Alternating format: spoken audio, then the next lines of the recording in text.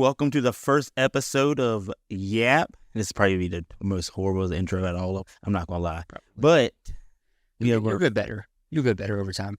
We have our first guest. It's going to be what do you want to go by? It's just Will. Will Z, wherever y'all want to call him. Yeah. Well, Will Z. I had a lot of questions I was going to ask you, but then I forgot them. So Oh, that's. I'm just playing. I didn't forget them. Best host. But so I know you're really into magic. I know I'm not going to start there. You're also into working out. Mm-hmm. Like the first thing I want to ask you is, which one do you like more? They both fill different spots in my life, I would say. Working out fills like the long-term goals. And I feel like if I need to work out, because if not, I'm worried that what's happening with my grandparents right now and mom will happen to me, which is health problems from diabetes, cancer, all that stuff. So I feel like if I start working out, weight problems as well, it'll help me fight those things. And that really helped motivate me, especially when my grandfather lost one of his toes. That kind of scared me. Toes? Which toe? It's not the big toe, it's one next to it. But when they removed that, So what's the toe that's next to the big toe? one of the other toes. The toe that's next to the big. Would it be like the index toe? I don't know. I don't know the name of the toe. It would be the same thing as finger. So yeah, it would be like the index toe. So yeah, but it was really weird because when they removed it, that big toe started curling inward. Mm-hmm. And it was very weird. And they tried to put like metal bar to like keep it straight, and that started deteriorating the flesh around it. So they had to take that metal bar out, and they had like a spacer put between his toes to keep the big toe straight and not curving inward. And so he's been struggling with diabetes a lot. I don't think he was really concerned about it. Like me growing up, because I remember him drinking like whole cases of soda just like every other week. Do you not drink soda now? No, I stopped drinking soda this year. So How was that? Not drinking soda. What do you drink mostly? I Like to replace that. I think I replaced that with sweet tea now, and I'm trying to cut back down on that as well because it's just the same amount of sugars, if not more sometimes. And I'm just trying to drink a lot more water. What got you into the lift? I've always had that slight incline, but I just never knew what I was doing. But a good friend of mine, Logan Bosley, he's been working out. He was working out for years, did MMA and stuff, and he offered to be my personal trainer. And For $50 a month? for $50 a month, he said it would change my life, and I feel like it did in many ways. I feel like it has changed my life because I took a lot from what I learned from him, and I've kind of gone off and did my own thing, and now I've gotten to the point that my fitness career, even though I still struggle with my diet, I'm starting to get interested in trying to become a personal trainer myself. Mm-hmm. I've been asking personal trainers at the gym that I go to right now what they think about it and stuff like that. What do they say? They said if I get certified, don't go to the Planet. Don't go to Planet? Yeah, don't go to Planet Fitness. I'm not going to say I don't like what I like because, Planet Fitness might sponsor me one. But yeah, she said it would not, if I get certified, and she offered, I can't remember the name of the certification, the people that certified, they're like nationally accepted. She's like, if you do that, go to some other gyms, they'll pay a little bit more. But she said she liked it. And I've helped a couple friends get into it. I actually got a new friend of mine who started working out with me. And is it hard? It's what hurt. It's just training people hard. Because you have to know them, and then they had to work with you. They had to pay attention and do all this. And some people actually don't know what to do when they train. Teaching. It is a little difficult sometimes, especially if I try to do it in a situation where me and them are not on the same routine. Yeah. Because I had my friend Chris, he trained with me through the summer until he went back to school. Mm-hmm. And he never been in the gym before. But he said if he doesn't start now, he would never will. And I believe him, honestly. But yeah, so he didn't know what he was doing. And I was doing my own thing while also teaching him the basics. And it was kind of hard. And the last session we worked out in, he actually pulled a muscle in his shoulder because he didn't listen to my instruction, and I wasn't paying attention to him enough, as close to these as I probably should have. And so he was just doing pull-ups, and instead of allowing yourself to fail, listening to your body when it says it can't do anymore, he tried to jerk himself up, and I think he pulled the muscle up in this area when he did it. So after that, how'd that make you feel? Do you still want to be a personal trainer? After going through that trial with him? Yeah, I still enjoy it, and I like the idea of helping people and kind of like feeling useful and helping maybe make an impact in someone's life. So with my new friend that I got working out with me now, he's trying to bulk up. So what I'm having him do is just like a basic push-pull leg split and with cardio every day. So that way, even though he is bulking, it's going to be try to cut some of the fat as he's bulking up. Yeah. But he's trying to gain like 20, 30 pounds.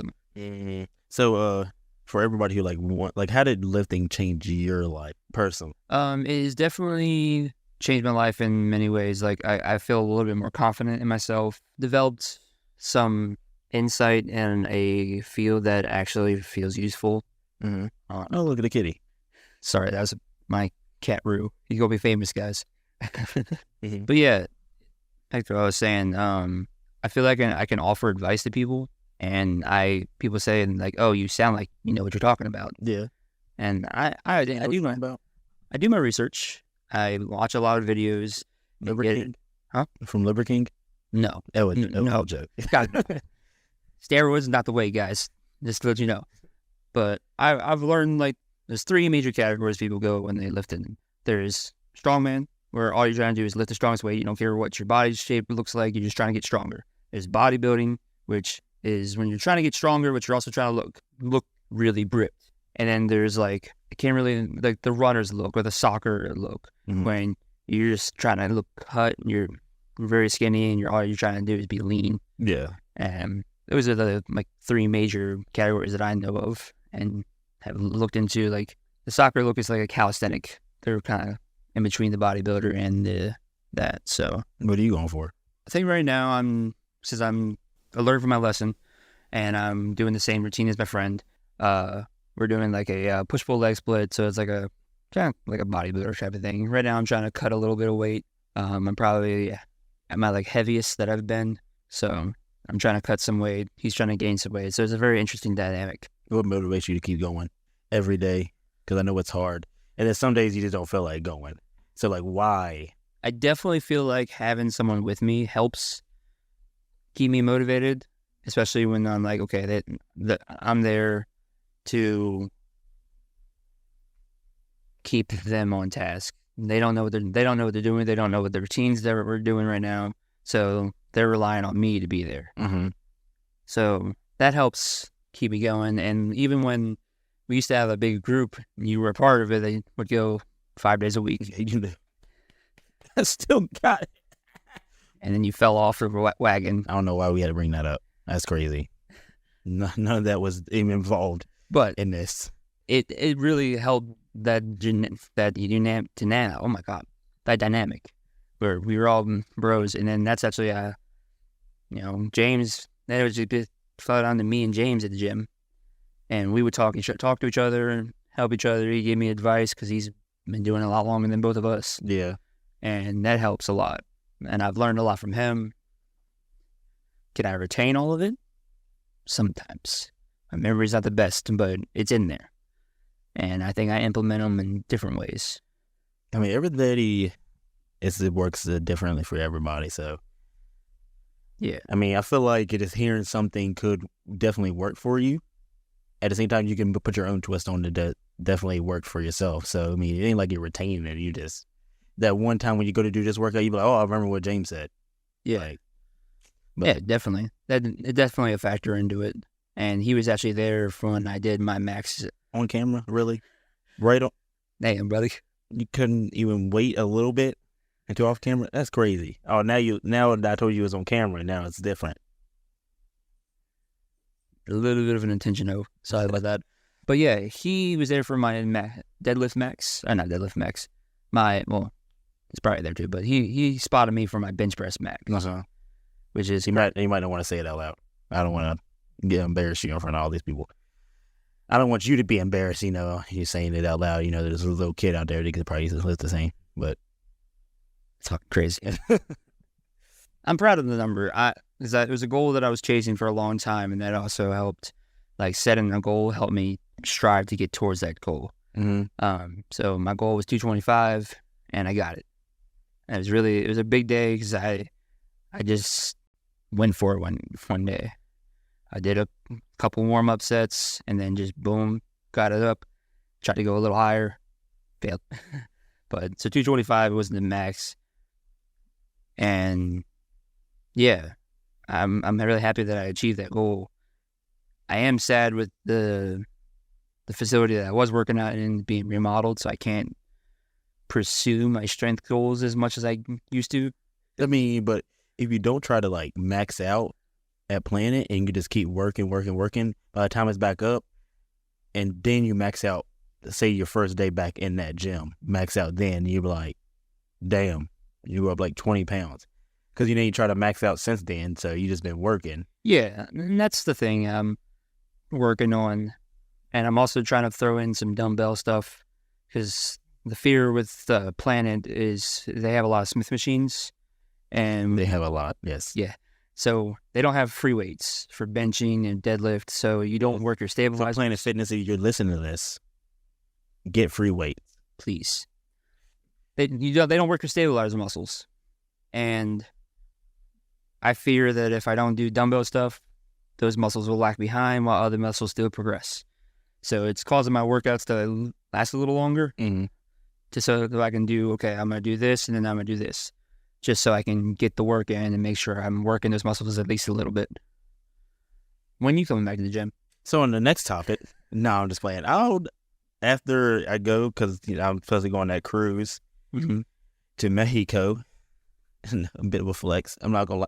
But I probably, because I want to get back, like I keep looking at my body and I'm like, damn, what I was and what I am now. And that's the craziest part is that dad bod's starting to show. Everybody likes dad bods. Dad bods are in right now. All I need to do is get my shoes, start mowing the grass a little bit, then get my shoes green. It's crazy. Yeah. Crazy that you mentioned that. Huh. Crazy. Mentioning stuff. All right, but back to, the brass knuckles. So when you going to start boxing? It is. I was legitimately joking, but if you really want to answer the question. I mean, yeah, I'll answer the question. It's been a thing that I'm kind of curious about. Go ahead. Because I don't have, that's one thing I'm like not super confident in. I'm not. Never really been in a fight before. Look, I mean, I like boxing, like sparring. Yeah. But if I actually got into a boxing thing, I feel like I'll get my ass whooped. I feel like you probably try to like Superman punch someone. Because I heard that's what you would love to do. No, it's not like disqualified.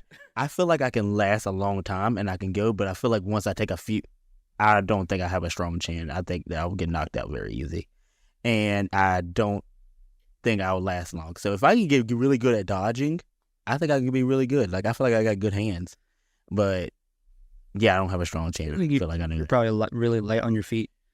Fun fact I discovered recently. Do you know the reason why men grow beards back in the day? To look manly? No. Besides that, they do look good. It was actually to soften the blow for when they get punched in the face. Because they did a study where it's like people who like smooth skin like you, when they get punched, they feel a lot more pain versus people that have like a beard that has a cushion in their face. It's like a natural protector. That does make sense if it was true or false. But it's just what I saw on TikTok.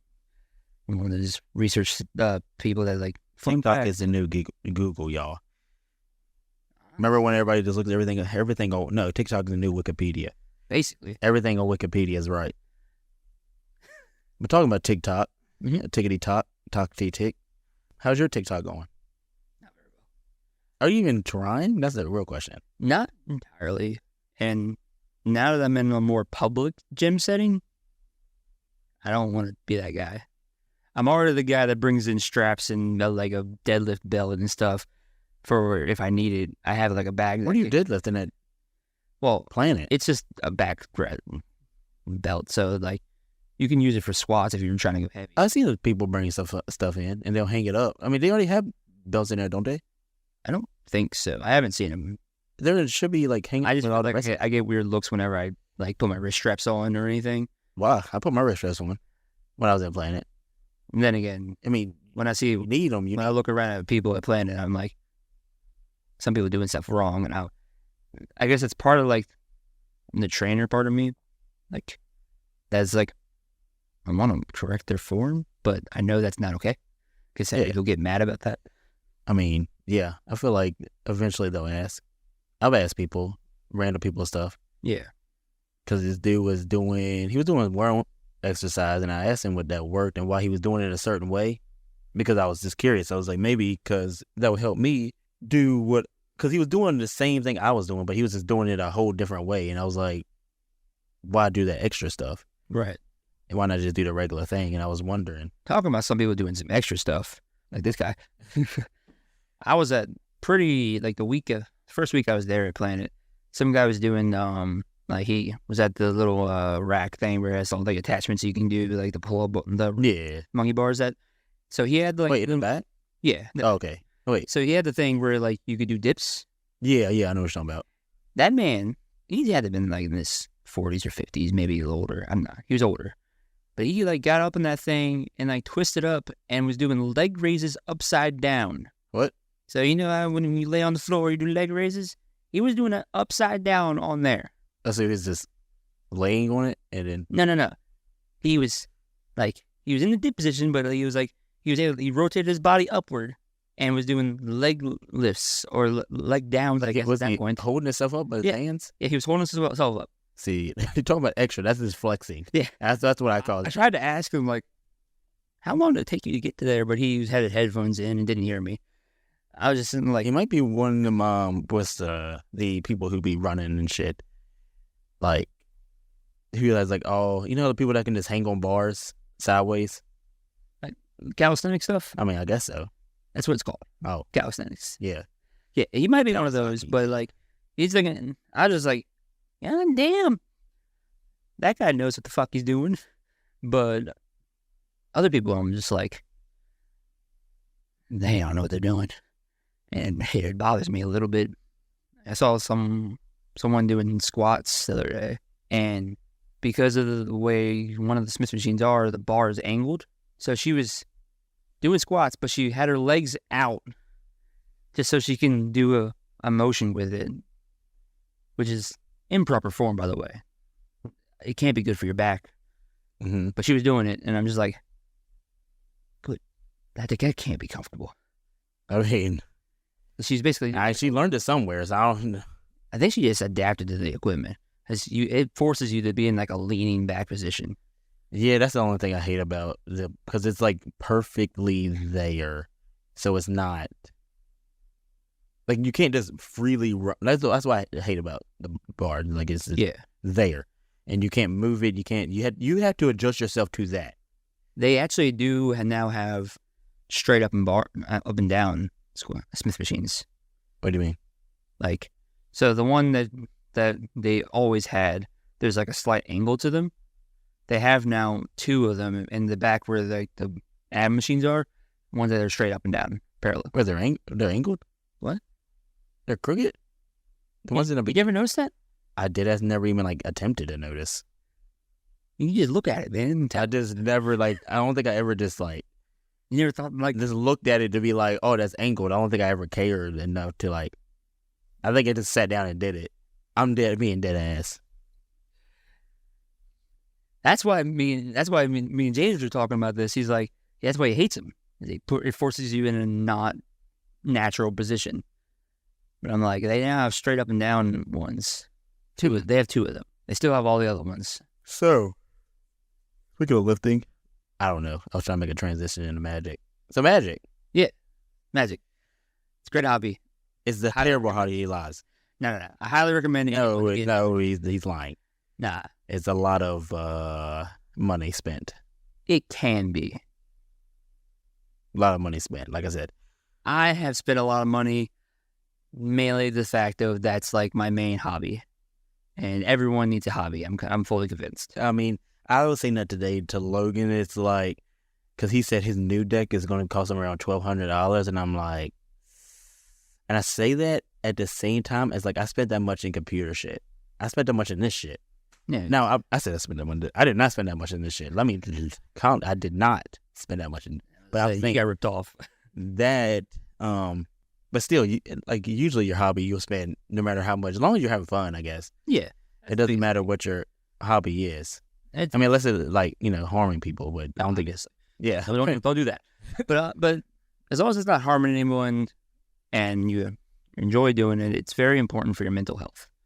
And don't put yourself in debt. That too. Keep control of yourself. Don't let it consume your entire being. Yeah. But if it's a hobby that you can handle, then yeah, I fully support anyone having a hobby. Like cards, it's nothing's better to me than, for me, it's a weekly. Getting together Friday nights and having game night with my friends. Feels like it's the only day of the week that I can truly have like a mental reset and just relax. Even though sometimes I might get heated, it's still all in good fun.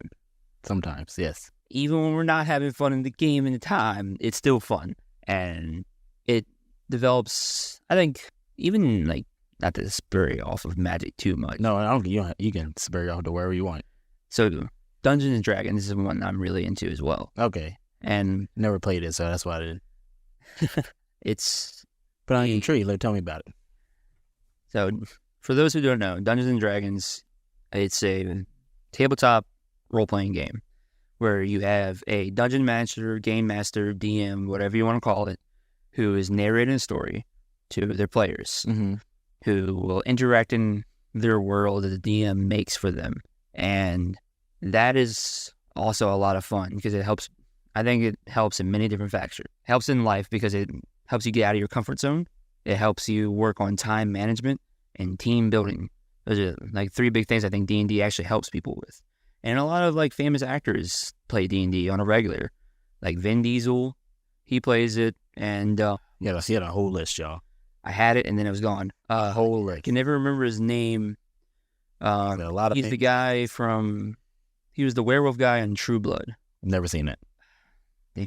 Feel like I'm going to get roasted somewhere. You probably will. But True Blood's a great show. But yeah, a lot of actors come out. Like Henry Cavill plays D&D and Warhammer, but that's a whole other story. He's a big nerd. And I like that culture nowadays allows these famous celebrities to be like, yeah, I'm a nerd. Always have been. Well, it's not really the culture. It's when you're a famous celebrity, you get to start a trend. It's like, I feel like Post Malone made Magic very more popular than what it was because it's like he came out and everybody's like, oh, Post Malone plays? Yeah, I also play Magic. I mean, it does help. Having a good celebrity face does help a lot. Like, I don't think anybody said, when Vin Diesel said, I play D&D, they're like, okay.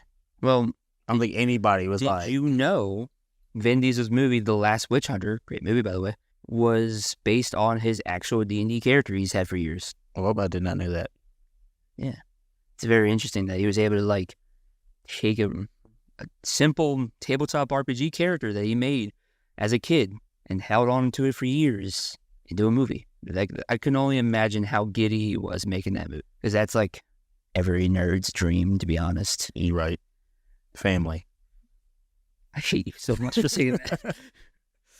No, but I can't be getting a D&D. I mean, isn't that like I can't get into D&D? I take forever to make a character to where... I think you're so... Because I want it... Well, I wanted to be specific to what I want. And I just No, it's like I want to do this, and I want to do this, I want to do this, and I can't do all that. So it's like, what do I actually want to do? And then see, it's taking up forever to make one. You gotta boil it down to side characters. To boil it down to a start, and then as you play and grow and your character progresses, then you can sprout out to these different things you want to try to do. That's what I would advise to you. So you can have multiple characters. How long? What is the longest campaign you ever been in? The longest campaign that I have ever been in was about... in hours, not how many days y'all play. How many hours have y'all put in each day? So the longest campaign I was in was probably lasted about a year, and we would play about minimum 3 to 5 hours each time we played, and it was about once a week. So how did it last that long? How come y'all all survived and didn't die? Some of it was team building opportunities that we were able to support each other in the party. Some of it was not all sessions were just combat. Sometimes it's just interacting with NPCs and talking to people in the city and try to buy from shops, stuff like that. Sometimes it was just pure luck of the dice that helped us get out of sticky situations. And sometimes the DM took pity on us. I'm convinced. So what happened when you die? So when you die, it depends. Different dungeon masters do things differently. Some people give your people a time frame where they can try to resurrect your character. Some DMs just do like a Dark Souls and like, oh, you're dead. Character's gone. You had to burn it and start and make a new character. Some campaigns, the DM will let you know, hey, this is a difficult campaign. The world's very deadly that I have developed. I recommend having a backup character. Just in case you die, you're like, all right, my character died. Then there's no chance of resurrection. Let's bring up this new character. And then it's up to the DM how and when the party meets that character. I've almost died a couple times in my campaigns I've played in. Because people try to kill you. There was an instance where one of my party mates did try to kill me. And did people not save you? It was a situation. So here's what happened. I'll give you like a short part of the story. Okay. So my party was going through this goblin encampment. All right. Mm-hmm. And we already got attacked by them once. So I was like, all right, any goblin in this area, evil, right? So we were sneaking around and I found this goblin sleeping in his bed. So I was like, all right, I slit his throat, killed him. And then a little further in, one of my friends who was in the party did not agree with that. She's all giving everyone a benefit of the doubt. So she thought I was like an evil person at that point. Mm-hmm. And so we got to this area where the DM was like, well, you can go down the stairwell, continue through, or hey, there's a door here. I was like, So I investigated the door. Went inside the door, found there's a magical item in there. Of course, it was a trap. As soon as I walked in there, got the item, the door closed behind me, and it only opened from the outside. And there was a creature called the Black Ooze Black Pudding coming into the room, and it would have killed me. It was at a low level, and I didn't have any way to fight it, because if you attack it with a weapon, it can corrode it and destroy it, So it was pouring in the room slowly, and the person that behind the door that could have opened it was the one that didn't agree with me killing that goblin. So it literally was several minutes of me begging for her to open the door until, luckily, one of the other party mates came by and opened the door for me. Me and her almost fought right then and there. I was legitimately upset. Now, like... You got mad? What? I was legitimately mad that, like, there's no way that my character's going to die like this. And that's another thing that some people do better than others is really getting invested with your character and trying to, like, get emotionally attached to your character. Because it's one of the most magical things that I think about D&D is it gives that people the opportunity. My friend who's now working out with me, he literally just told me a story about in one of his campaigns, one of the characters did die that he was in for like 2 years. And everyone on Discord, because it was during COVID, cried when it happened. Like legitimately tears. Even the DM cried when it happened. And I just find that so like fascinating that people got this invested in these characters. And it's just like that popular show, Critical Role. That kind of sparked the Dungeons and Dragons craze, I think. Mm-hmm. That people got super invested in those characters. And there have been emotional moments when some people have died or, almost died. And some people get really invested, and I love that about the game. I wish I could understand. Because I've never played it. So yeah, you'll have to play with me sometime. It's just like the closest thing I can think to equate it to is you're playing a role-playing game. Yeah. And you haven't saved. Say you just didn't save for hours, and then you died. So there's that part of you that like, damn, I really spent a lot of time and got invested in this. There's this a little bit of sadness there. Or like when you play Dark Souls and you're just about to beat the boss you've been trying for 2 months. Yeah. And then you die. Yep. Again. And again. And again. Yeah. Or when you just go, another Dark Souls reference, and when you go in there with all your souls, and then you die, and you forgot to pick up your souls that you died with. So not only do you have a lot, you lost. Die to the boss. You died to a guy on the way to the boss. Yes. It's that like one that. random guy that never shoots you because you've been running the right path, and then you just like got so used to it, and then boom, he hits you, and now you're staggered, and now everybody jumps you. Yeah, kind of like that. That's happened to me in New Worlds. Oh, yeah? You don't lose shit, but it's like I was going through this hard area just to get to this one place that I knew I can just lay camp at and just go from there. Yeah. But I had to get through there because you can't lay camps near enemies, so I had to get through there to make it to the settlement. Well, I was doing good, just going through blah blah blah. That one person shot me. Well, 3 other fucking people shot me. Well, in that area, they're all high damage. So if one person shoots you, half your health is fucking gone. Yeah. And now the 6 other fucking people that was trying to shoot me shot me, and then I'm like, I was almost there. Like I don't lose anything, but it's like you sound a little bit of salt in there. It's just frustration of walking because that game didn't. Well, now it has mounts. It didn't have mounts before. I remember but when it didn't. It's just walking the whole time. But yeah, now they have mounts. So if you ever want to play again, now they have wolf, a lion. I think they have other stuff. They have a big expansion. That was the worst part about that game. I think is just if you want to get somewhere, if you don't have a teleport, you have to walk. Yes. And dear God, you have to walk a long distance. And they brought a mace in there now. Okay. Yeah. It's like the least thing. Well, they brought other 2 stuff too, but that's the only one. I still would probably not get another. Try and get sponsored.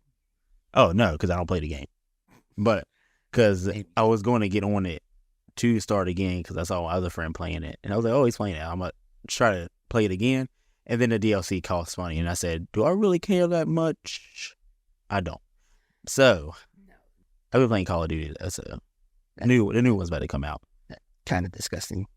I like it because I like any game I'm good at, so I'm good at that game. The list ain't very long. But anyway, what were we talking about before? D&D. Yeah, D&D and Magic. Well, you didn't talk anything about Magic. Yeah, so Magic is a great card game. Oh, you just went straight into that. Okay. Yeah. Where there's many different formats. I like to play Commander. Our other friends play Modern. Why'd you point at me? Because you have a Modern deck, I'm sure. What, you don't have a Modern deck? I do not have a Modern deck. I don't have Modern deck money. That doesn't even make sense. So the reason why I like Commander is different factors. 1, I only need 1 of each card. 2, you can do a lot more ridiculous stuff, and I like I like the longer games. But you lose. Not all the time. Most of the time. Sometimes, not recently. What you build? What am I building? I mean, no, like what deck have you been using that you haven't been losing with? I've been using Joda. It's a 5-color Commander deck that is based around legendary cascades. Mm-hmm. And they get more attack for each legendary creature I have on the battlefield. So basically it's a legendary deck. Yeah, just legendaries. And they do a lot of fun abilities, and it's one deck I have put the most work into. Mm-hmm. I've been winning with that every now and again. The best thing is like, and I know it's kind of like, of course you do, but if no one can interact with my board, I'm like, say less. So what's your favorite color? My favorite color? I don't know if I have any one specific favorite color. Really? Yeah, I'm not really... Mine is like... I'm not really like a hard counter player, so I'm not a blue player. I mean, they have other stuff. They got Mill. Yeah, Mill is disgusting. They also have... Those who play Mill are evil. Anyway, red's got Burn, white's got Exile, Mm-hmm. green's got Ramp, and a lot of big creatures. I recently built a blue artifact deck, which when I played it last, my buddy's like, so why'd you build a competitive deck? I'm like, what are you talking about? It's like, you're a commander. It's played in a lot of competitive formats. And I'm like, oh, I don't know, he's the cool. So you're one of them. You play meta. Not intentionally. It just so happens that artifacts are kind of busted. No, it's okay. Logan's built 2 meta decks. That's just, we all came from Yu-Gi-Oh! That We all. format. You played Magic before Yu-Gi-Oh! No, I didn't. When did you start playing Magic? I bought one deck back when Edgar Markov first came out. Played a little bit, but fell out of it. Mm-hmm. I didn't start playing Magic until I started working at McKee and got in with you guys. I thought you played Magic before us. I had a little bit of exposure with, like, when I bought Edgar Markov and a couple other decks with my friend Jacob. But besides that, I didn't have a whole lot of experience. I primarily played Yu-Gi-Oh! But that game became very toxic. Very. Yes, I hate Yu-Gi-Oh! Yeah. So in Yu-Gi-Oh!, if you're not winning turn 2... 2? Yeah. What do you mean you don't win after turn 2? If you go second, you automatically won. Yeah. And then that's like, and if you don't play that meta... Another thing, if you don't have enough money, you're not winning. Like, let's just be honest. Like, you have to buy every card in that combo to do what you need to do.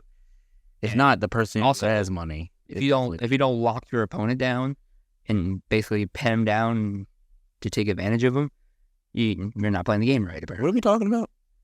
Yu-Gi-Oh! You know, negating. Well, I mean, you started talking about pinning things down.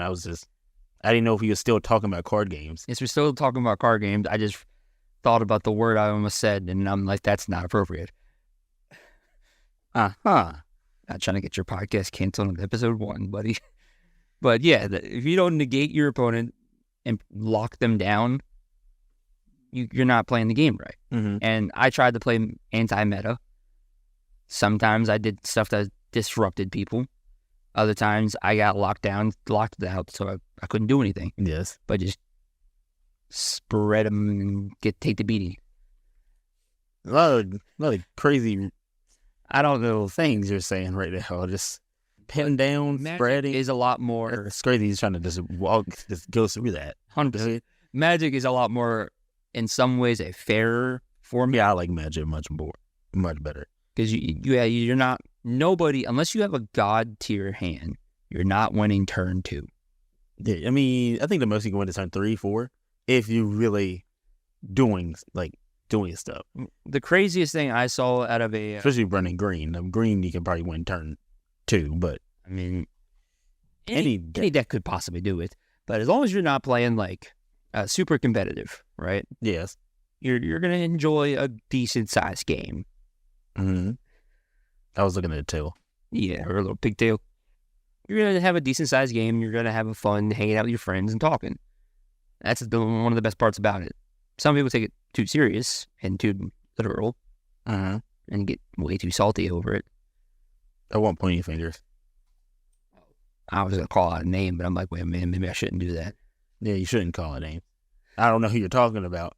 You know what I'm talking about. I thought he was talking about you, but no, that's not okay. We're not talking about the person that's worse than me.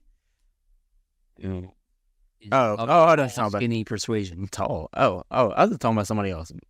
I was talking about the short, skinny. No, I'm talking about the tall, skinny one. Oh, but I was gonna say, well, my favorite color is black. I know, yeah. But why is it your favorite color? I don't know. I just really like black, like destruction.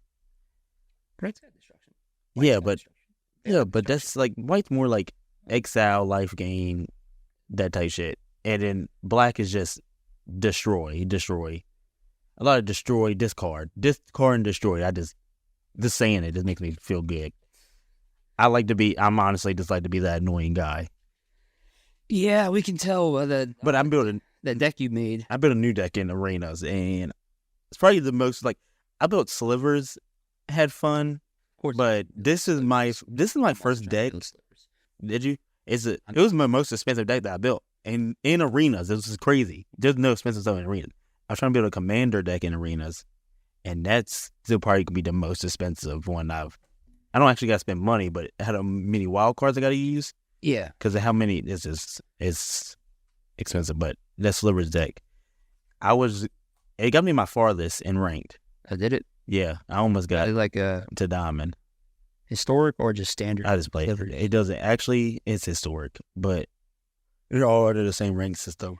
I don't know why, but like Everybody's playing Arena now. I downloaded it again, and it just gave me a bunch of free shit that I guess they gave out to people, and I just had. Well, if you go through it, you get all the free shit from every season. Yeah, and I went through. I logged in the other day and gave me a bunch of free shit. I'm like, oh, I now got like 10,000 coins for just logging in. Yeah, 10,000 one. What you trying to say? Bro, I get like 100,000 coins every season. So by the time the new season comes out, that's how much I play. By the time the new season comes out, I just buy the most expensive pack for 90,000. So it gives me 90 packs. See, that's the thing the reason why I don't play it a whole lot is because I don't have that many packs, so I get disinterested. See, nobody wants to start somewhere. Like, I've been playing for years, so it's like I started with just using the preset decks and just using them and just doing all the dailies and just winning with them. Like, I found out a lot of cards I didn't even know about. Right. From arenas. And I'm not gonna lie, I look up all my decks that I build, and then I'll make a little bit of tweaks to it, to where what I want to use and what I don't use. But most of my decks, I just don't feel like making a deck. I'll look and see if their deck is what I want, because there's a lot of discard decks like I don't like how it runs. Yeah. I mean, there's a lot of mill decks I don't like either. But I like using when I build decks in real life, I'll use EDH Rec, and I'll take a bunch of different lists. That's just mostly Commander, ain't it?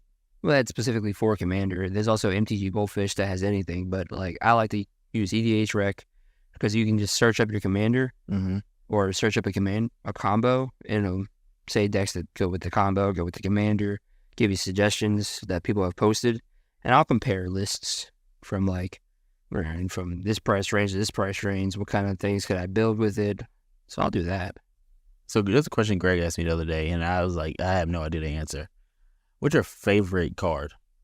My favorite card? Honestly, it had to be my Commander Joda. Is that a new one you just built? No, that's the one I put the most in. That's the 5-color one. That's your favorite card? I think he might be either that or Sheoldred. That's what Greg assumed that was my favorite card. I was like, why would he assume that? Because he's like, because your veto deck. I was like, bro, that was legitimately my first actual like deck I built in arenas. Like, I built decks, but that's like my first official like complete deck that I built. The only other card that I think that might be higher than Joda is Kalia the Vast, because that was my first deck I built myself.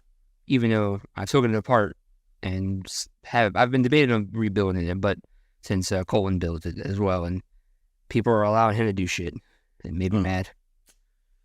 But people always targeted me when I played it, and it made it unfun.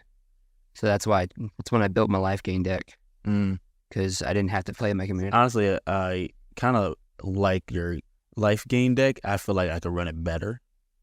It needs some work, because there's been new cards that's been added to the game that I just haven't updated the list for. Because if you was running a real life gain deck, that you didn't care about actually gaining life and your Commander actually gain life, you know how much big you can make people. Like, I use one person in arenas. I can't think of his fucking name. In my life gain deck, but basically, I'm pretty sure me talking about it, you'll figure out who it is. Is like after he gets to 4 counters, he gets flying, and as he gets to 10 counters, he gets indestructible. So now, and vigilance. Well, he already had flying, and then when he gets to, no, I think it's vigilance. No, I think it's 4 or 7. When he gets to 4, he gets flying. Gets to 7, he gets vigilance, and when he gets to 10, he gets indestructible. So imagine there's somebody who can't die now, and it's just flying and vigilance, so he can't. So imagine like your Commander just buffing. You can just buff up so many people that just. Yeah, I mean, I like my Commander, his name is Aloro Agent Ageless Ascendant or something like that. And I think he's an older card.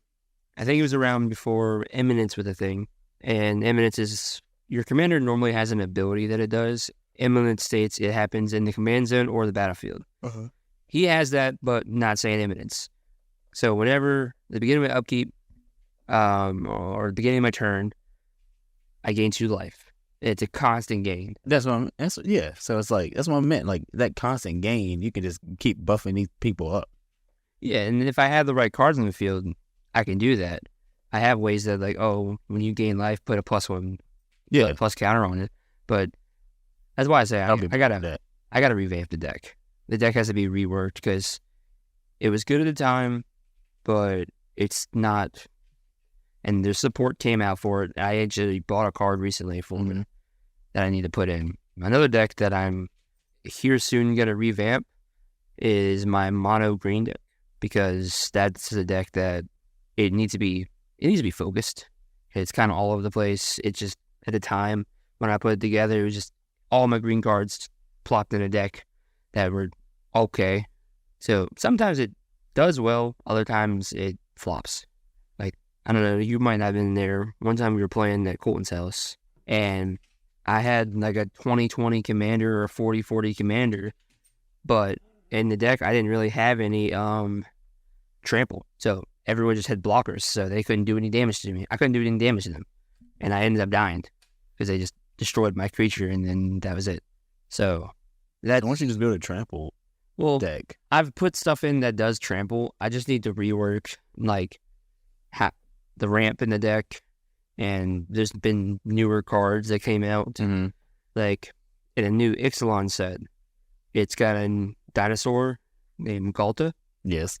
That right now is pre-selling for like $80. My friend told me. Oh, that's it. It's a lot. I was kidding. I would not spend $80 for a card.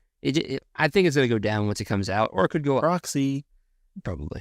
But that card states, when it enters the battlefield, you put all creatures from your hand onto the battlefield. So it's only, you don't have nothing in your hand because I'm discarding everything. Brother, that thing's at 8/8, so it'd just be beating your ass even if it's just that's the only card. Oh, and I'll just destroy it. I'll have counter spells for it, or for mono green, I'll just have. How are you gonna do that with no disc hand? Didn't I just say that? No hand? I think that was the first thing I said. Exactly. That's why I like black. You just like to disrupt the game. Or I win the game. Or you get bullied by the download people. And let's throw hands. That's all I'm saying. I got arena. I got to build a deck. Oh my god. He's been saying this for a freaking year. Yeah. I've been asking him for a year to play me. We have played. I just had like the pre-made decks. Yeah. You edited yours and whooped my ass with it. Yeah, I had I had pre-made decks at that time. Now I have you edited them. 10 decks. Yeah, I don't have that many. I've tried to build a werewolf. No, not preset decks. Actually 10 decks that I built myself. Yeah. I tried to build a werewolf one on there once. Well, usually, like I said, I look up a build and I will go look up that build, see what cards I have already out of that, and then I will make 2 decks. One with the deck how I want it to be, and then I will make another deck, the same thing, just take out all the cards that I don't have or I can't get, and just throwing cards I already have in that. Okay. That's just what I do. And then after I keep playing with that deck and then keep opening packs, so I'll add to that deck until I get enough wild cards to make the actual deck that I wanted to make. That's a good way of doing it. But that's just, yeah.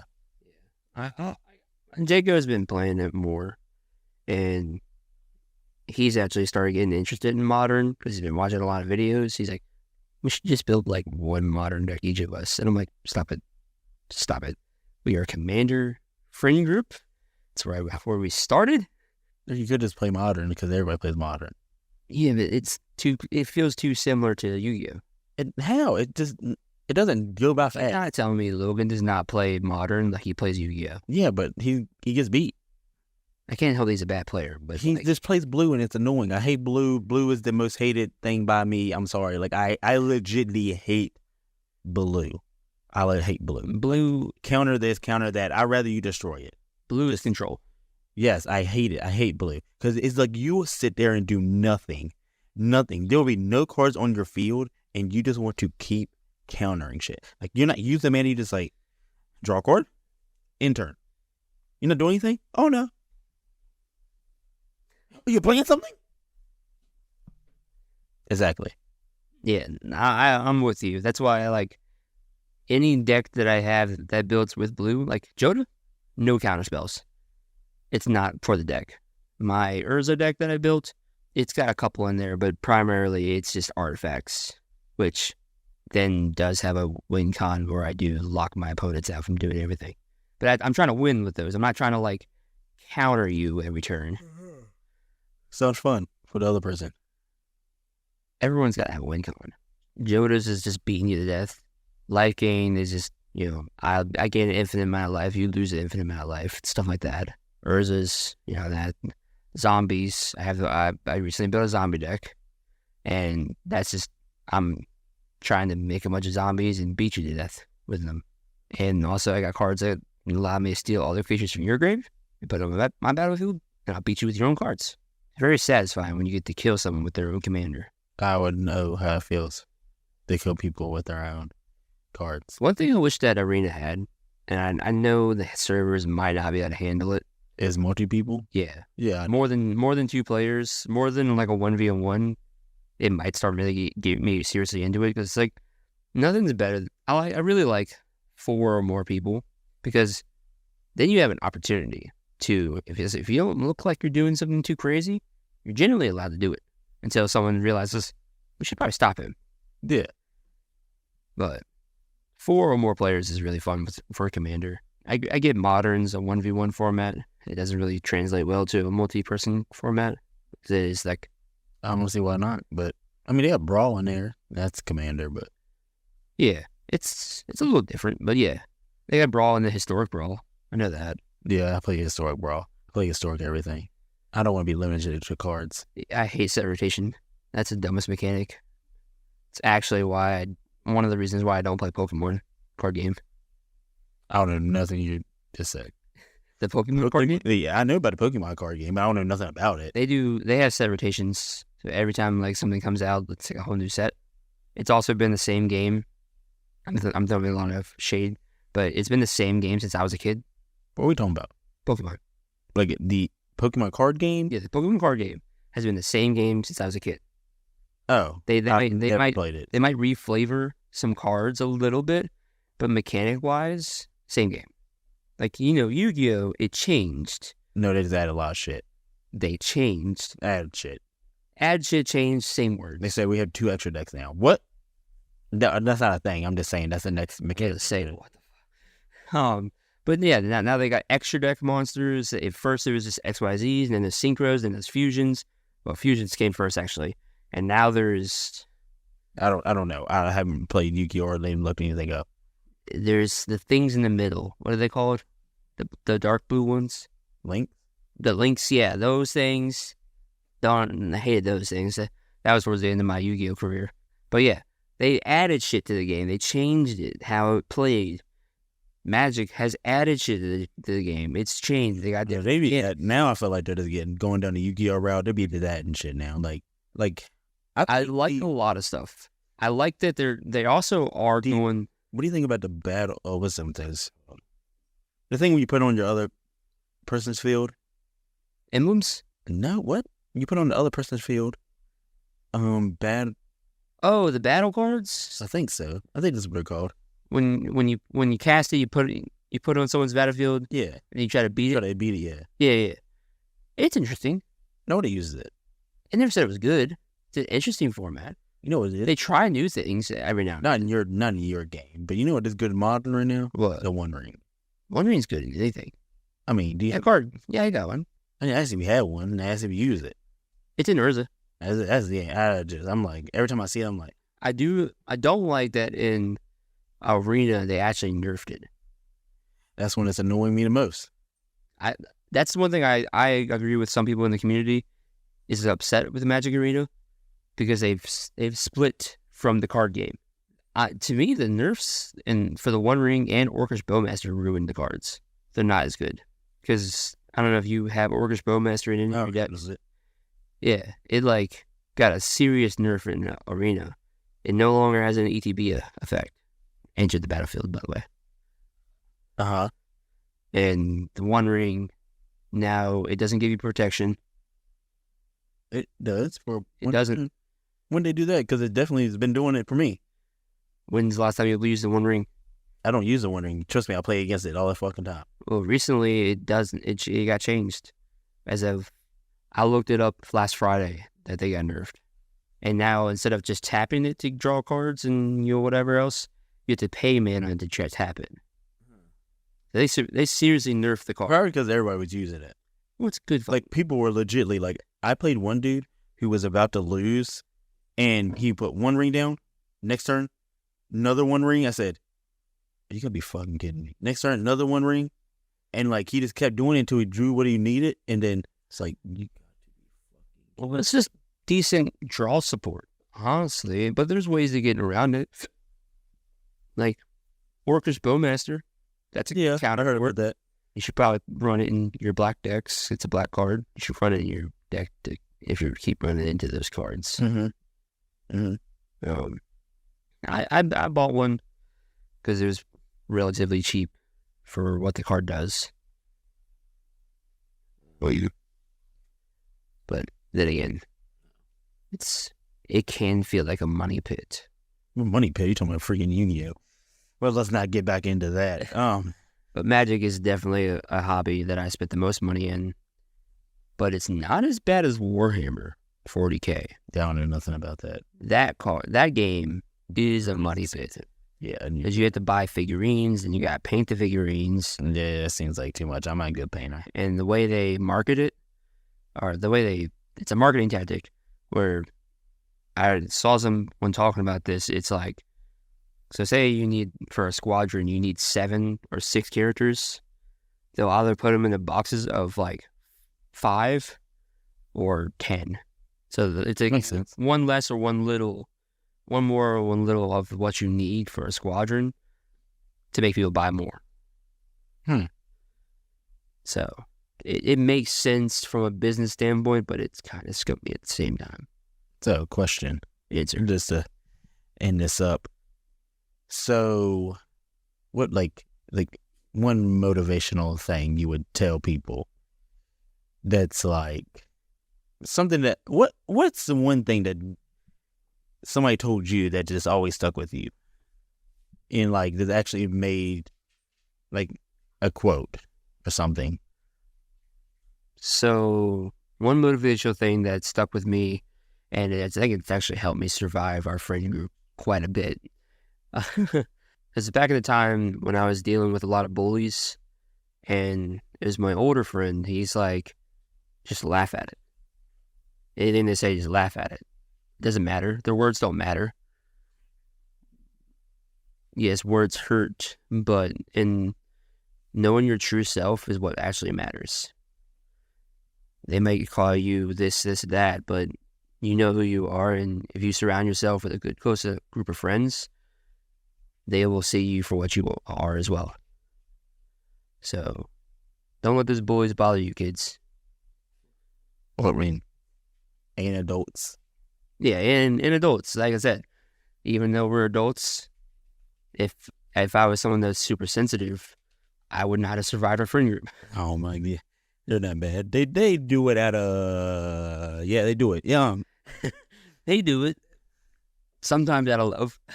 Sometimes they're just like, that was uncalled for. You want to shout out your TikTok, even though you don't do any TikTok stuff? I can actually put the TikTok in the bio. So y'all can just click his TikTok in the bio or his Instagram. I don't know if he's going to put his Instagram in. Yeah, my Instagram is Will Z Productions. On there, I post some of my photography content that I like to do whenever I get time.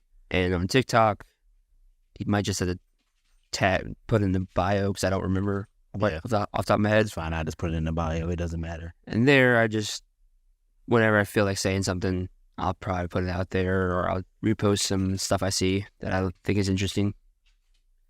But yeah, this was really fun. Thank you for having me. Appreciate you being my first person on here. Yeah, I'm the guinea pig, guys. But this is the first episode of YAP. If y'all want to know what YAP means, I will eventually tell y'all. Maybe. All right, bye. Have a good time. Keep on yapping.